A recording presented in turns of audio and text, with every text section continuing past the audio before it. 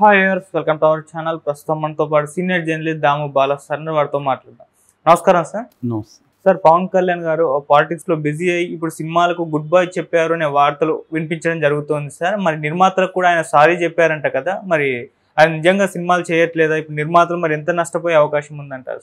పవన్ కళ్యాణ్ నిన్న పిఠాపురంలో వారాహి సభలో పాల్గొన్నాడు. ఆయన పాల్గొన్నప్పుడు చాలా విషయాలు ఆయన మాట్లాడాడు.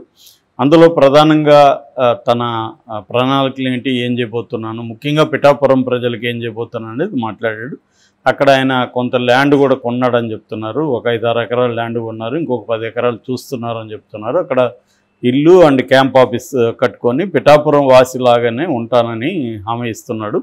మరి అది ఎంతవరకు సాధ్యమనేది చూడాలి. ఎందుకంటే రేపు పొద్దున ఆయన ఇప్పుడు చంద్రబాబుకి అదే ప్రాబ్లం వచ్చింది. కుప్పంలో సొంత ఇల్లు కూడా లేదని జగన్ పెద్ద ఎత్తున ఆరోపించాడు. అలాగే పవన్ కళ్యాణ్ పిఠాపురంలో సొంత ఇల్లు కూడా లేదని రేపు ఆరోపణలు రాకుండా పవన్ కళ్యాణ్ పిఠాపురాన్ని ఒక శాశ్వత నియోజకవర్గంగా, చంద్రబాబు కుప్పం, జగన్కి పులివెందల, అలాగా పిఠాపురం పవన్ కళ్యాణ్కి ఉండేట్టుగా ప్లాన్ చేసుకుంటున్నట్టు కనబడుతుంది. అయితే ఈ సందర్భంగా మనం ఇంతకుముందు కూడా మాట్లాడుకున్నాం, పవన్ కళ్యాణ్ సినిమాల పరిస్థితి ఏంటి. 3 సినిమాలు ఉన్నాయి, ఓజీ అండ్ ఉస్తాద్ భగత్ సింగ్, తర్వాత హరిహర వీరమల్లు. ఈ 3 సినిమాలు ఉన్నాయి. యాక్చువల్గా ఈ మూడిట్లో కూడా మామూలుగా అయితే పవన్ కళ్యాణ్ గత కొంతకాలంగా చూస్తే జనరల్గా ఆయన ఏం చేసేవాడంటే రీమేక్ సినిమాలని ప్లాన్ చేశాడు. అందుకని ఆయనకి పొలిటికల్గా కూడా ఫుల్ టైం లేదు, ఇటు సినిమాల్లో కూడా ఫుల్ టైం లేదనే పేరు విమర్శ వచ్చింది. పొలిటికల్గా కూడా వీకెండ్ పొలిటీషియన్ అని కూడా ఆయనకి పేరు పెట్టాడు. సాటర్డే సండే వెళ్ళి అక్కడికి రావడం, మిగతా టైంలో షూటింగ్లు తీసుకోవడం. షూటింగ్లో కూడా ఆయనకున్న పేరు ఏంటంటే రోజుకి 3 గంటల కంటే ఎక్కువ షూట్లో ఉండడు, లోపలే ఉండిపోతాడు, ఎవరు పిలిచే ధైర్యం లేదు ఆయనే బయట వస్తేనే షూటు. ఆయనకి వెళ్ళి రెడీగా ఉన్నాం సార్ అని ఎవడు చెప్పే పరిస్థితి లేదనేది చాలామంది చెబుతారు, అక్కడ ఉన్న మేనేజర్లు వాళ్ళు. ఎందుకంటే అది ఆయన ఫంక్షన్ స్టైలు, అది వర్కౌట్ అవుతుంది కాబట్టి ఆయన చేస్తున్నాడు. చాలామంది హీరోలు కూడా వాళ్ళ పద్ధతిలో వాళ్ళు పనిచేస్తుంటారు. పవన్ కళ్యాణ్ స్టైల్ ఏంటంటే రోజుకు 3-4 గంటల కంటే ఆయన షూటింగ్లో ఉండడు. మిగతా టైంలో ఆయన తన వాళ్ళతో మాట్లాడుతుండడం, లేకపోతే పుస్తకాలు చదవడం, ఏదో ఒకటి ఆయన పర్సనల్ యాక్టివిటీలో బిజీగా ఉంటారు. సో ఈ క్రమంలో అందుకని ఆయన ఏం చేస్తాడంటే 20-25 రోజులు మాత్రమే తన డేట్స్ ఒక సినిమాకి ఇస్తే ఆ సినిమా ఫినిష్ అవ్వాలి. అలా అవ్వాలంటే దానికి తగిన రీమేక్ సినిమా సెలెక్ట్ చేసుకోవాలి. అంటే తన రోలు తక్కువ ఉండి మిగతా సపోర్టింగ్ కాస్ట్ ఉండాలి. సో ఆ విధంగా ఆయన డిజైన్ చేసుకుంటా వచ్చాడు ఇప్పటివరకు. వకీల్ సాబ్ కావచ్చు, భీమ్లా నాయక్ కావచ్చు, ఇవన్నీ కూడా ఈ కైండ్ ఆఫ్ ఫిల్మ్సే. తక్కువ 20 డేస్, రోజుకి యావరేజ్లో ఆయనకి 3 కోట్ల రెమ్యునరేషన్. అంటే ఒక సినిమాకి 50 నుంచి 60 కోట్ల రెమ్యునరేషన్ ఉంటుంది. 20 రోజులు మ్యాక్సిమం షూట్ ఉంటుంది. ఇది ఆయన ప్లాన్. అయితే ఇప్పుడున్న హరిహర వీరమల్లు కొద్దిగా అది పీరియాడిక్ ఫిల్మ్ కాబట్టి ఈయన డేట్స్ ఎక్కువ అవసరమైంది. అక్కడ బుక్ అయిపోయారు ప్రొడ్యూసర్లు. సో ఈయన ఇవ్వలేకపోయాడు. దాదాపు 4-5 ఏళ్ళు అది డ్రాగాన్ అవుతుంది. సో రెండోది ఆయన లైఫ్లోనే ఫస్ట్ అట్లాంటి ఒక హిస్టారిక్ క్యారెక్టర్ బేస్ చేసుకున్న కాల్పనిక సినిమా అది రియల్గా జరిగిన నవాబు కాలంలో, అంటే ఔరంగజేబు కాలంలో హైదరాబాద్లో ఒక బందిపోటు దొంగ మీద ఆధారపడిన తీసిన సినిమా అది. సోషల్ బ్యాండిట్ అంటారు వాళ్ళని, అటువంటి ఒక సోషల్ బ్యాండిట్ అనమాట అతను. సో అందువల్ల టైం ఎక్కువ పడుతుంది. ఆ హిస్టారిక్ ఇవి చేయడం అవన్నీ కూడా టైం ఎక్కువ పడుతుంది. అందుకని పాపం ఆయన ప్రొడ్యూసరు ఏఎం రత్నం మామూలుగానే ఆయన అనేక గొప్ప సినిమాలు తీశాడు గతంలో, తర్వాత దివాలా తీశాడు, తర్వాత ఏదో కోలుకుంటుంటే ఇది మళ్ళీ పడింది. అందుకనే డైరెక్టర్ క్రిస్ చాలాసార్లు ఆయన తన ఆవేదన బయట కూడా ఇండైరెక్ట్గా వ్యక్తం చేశాడు. ఈవెన్ పవన్ కళ్యాణ్తో కూడా అన్స్టాపబుల్ షోలో ఇండైరెక్ట్గా కూడా ఎక్స్ప్రెస్ చేశాడు, ప్రొడ్యూసర్ హీరోలు డేట్లు సరిగ్గా ఇవ్వట్లేదని. సో ఏదేమైనా ఆయన కూడా తప్పుకున్నాడు. నా వల్ల కాదు, ఇది ఒక టార్చర్ కదా, ముందుకెళ్ళదు వెనక్కి వెళ్ళదు, అక్కడే కదలకుండా పడి ఉంటుంది, ఎప్పుడు అవుతుందో తెలియదు. ఇందువల్ల ఆయన కూడా విరమించుకున్నాడు. ఇప్పుడు వాళ్ళ కొడుకు జ్యోతికృష్ణ ఆయన తీసుకున్నాడు షూట్లు. ఆయన ఆల్రెడీ ఏఎం రత్నం కూడా డైరెక్ట్ చేశాడు, పవన్ కళ్యాణ్ కూడా డైరెక్ట్ చేశాడు కదా, మేము 3 కలిసి చేసుకుంటామని ఏఎం రత్నం చెప్పాడు. ఈయన అసలు హీరోగానే డేట్లు ఇవ్వకపోతే ఇంక డైరెక్షన్లో ఈయనేమి ఏలు పెడతాడు పవన్ కళ్యాణ్. కాబట్టి అది పరిస్థితి కష్టం. మొన్ననే ఒక 10 రోజులకు ముందు ఏఎం రత్నం ప్రెస్ మీట్ పెట్టి త్వరగా కంప్లీట్ అయిపోతుంది, మేము హీరో లేని సీన్ అంతా చేస్తున్నామని కూడా చెప్పాడు. కానీ నిన్న పవన్ కళ్యాణ్ ఒక బాంబు పేల్చాడు.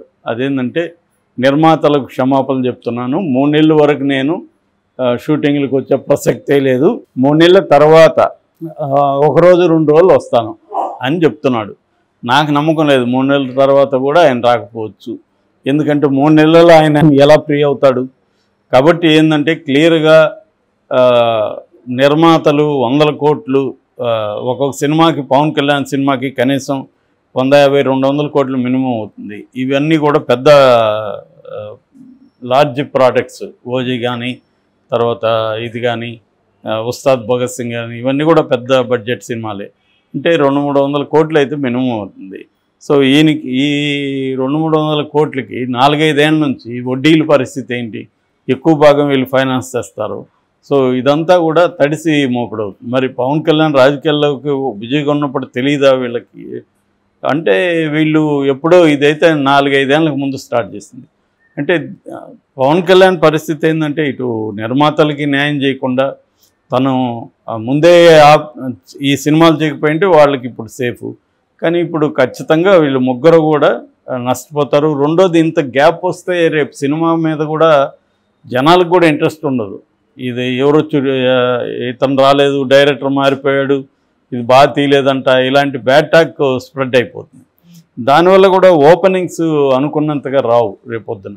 సో కాబట్టి నిర్మాతలు ఎటైనా లూజ్ అవుతారు, మనీ రిలీజ్ అయినా ఇవి లూజ్ అయ్యే అవకాశాలు ఎక్కువ ఉన్నాయి. ఇది ఇప్పుడిప్పుడే కంప్లీట్ కాకుండా ఎప్పుడు రిలీజ్ అవుతాయి ఎవరికి తెలీదు. అటువంటి ఒక సందిగ్ధ పరిస్థితులకి పవన్ కళ్యాణ్ నెట్టేశాడు.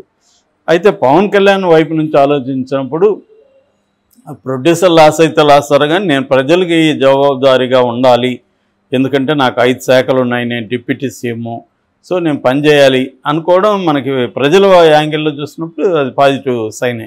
ఎందుకంటే ఆయన ప్రధాన బాధ్యత మంత్రిగా 5 శాఖల్ని సరిగ్గా నిర్వహించడం అనేది ఆయన ప్రధాన బాధ్యత. అది ఇప్పటివరకు ఆయన పర్ఫెక్ట్గా చేస్తున్నాడు, సమీక్షలు చేయడం అవన్నీ చేస్తున్నాడు. తన పరిధిలో తను ప్రజల సమస్యలు సాల్వ్ చేయడానికి ట్రై చేస్తున్నాడు. కనీసం ప్రజలకు అందుబాటులో ఉండి వింటున్నాడు. అంతవరకు మనం పవన్ కళ్యాణ్ ఖచ్చితంగా అప్రిషియేట్ చేయాలి. కాకపోతే సినిమా పరంగా చూసుకున్నప్పుడు వీళ్ళకి ఇబ్బందులు ఉంటాయి. మరి దాన్ని ఆయన ఏమన్నా వాళ్ళకి వేరే రకంగా ఏమన్నా చేయగలరా అంటే, వీళ్ళ కాంపౌండ్లో చాలామంది హీరోలు ఉన్నారు, ఈ ప్రొడ్యూసర్లకి ఆ హీరోల డేట్లు ఏమన్నా ఇప్పించి ఇలాగేమన్నా చేయాలనుకుంటే చేయొచ్చు. ఈ నష్టాన్ని వేరే రకంగా పోడ్చాలనుకుంటే పోడ్చవచ్చు. మరి ఈ నిర్మాతలు వీళ్ళందరూ కలిసి వీళ్ళు కూడా ఎందుకంటే లాస్ అవుతుంటే సైలెంట్గా ఎందుకుంటారు, దీన్ని ఇంకేమన్నా పద్ధతిలో రికవర్ చేసుకోవచ్చు అనేది పవన్ కళ్యాణ్ కలిసే అవకాశం కూడా ఉంది. సో ఆ రకంగా చూసుకున్నప్పుడు ఆ నిర్మాతల లాస్ని కూడా పవన్ కళ్యాణ్ మిటిగేట్ చేయొచ్చు, తగ్గించవచ్చు కనీసం. సో ఆ రకంగా ఆయన ప్రొడ్యూసర్లకు కూడా న్యాయం చేసే అవకాశాలు ఉన్నాయి. రెండవది, 3 నెలల తర్వాత ఆయన షూటింగ్ ప్లాన్ చేసుకుంటే కూడా నేను ఇంతకుముందు కూడా చెప్పాను, కొంతవరకు ట్రై చేయొచ్చు. ఎందుకంటే ఇవాళ ఉన్న టెక్నాలజీ, షూటింగ్లో కూడా ఆయన పనిచేసింది 3 గంటలు, మిగతా అన్ని గంటలు ఆయన మంత్రిగా ఫంక్షన్ చేయొచ్చు ఎక్కడున్నా. ఇవాళ ఏంటంటే ఒకే ప్లేస్లో అక్కడే పోయి కూర్చొని మంత్రిగా ఫంక్షన్ చేయాలనేది ఏం లేదు. టెక్నాలజీ ఉంది, కాన్ఫరెన్స్ కాల్స్ ఉన్నాయి, జూమ్స్ ఉన్నాయి, అన్నీ ఉన్నాయి. ఈయన పని చేయొచ్చు, ఎక్కడ షూటింగ్ ఉంటే అక్కడ ఈ సిస్టమ్ అంతా పెట్టుకొని ఆయన వర్క్ చేయొచ్చు. అంటే మంత్రిగా పనిచేస్తూనే షూట్లో పాల్గొనవచ్చు. ఆ రకంగా కానీ ఆయన 3 సినిమాలు కంప్లీట్ చేసిస్తే ఒక రకంగా అభిమానులు కూడా వెయిట్ చేస్తుంటారు దీని పట్ల, సినిమాలు రావాలని. అట్లాగే ప్రొడ్యూసర్లు కానీ మిగతా కాస్టింగ్ వాళ్ళందరికీ కూడా ఇది కొంత హెల్ప్ అవుతుంది. సో మరి ఆ రకంగా పవన్ కళ్యాణ్ ప్లాన్ చేస్తాడా, ఇటు ప్రొడ్యూసర్ని కూడా లాస్ కానికుండా చూసుకుంటాడా అనేది చూడాలి. ఏదేమైనా ఇప్పటివరకు పవన్ కళ్యాణ్ ఒక మంత్రిగా, ఒక డిప్యూటీ సీఎంగా మాత్రం బాగానే పనిచేస్తున్నాడని చెప్పచ్చు.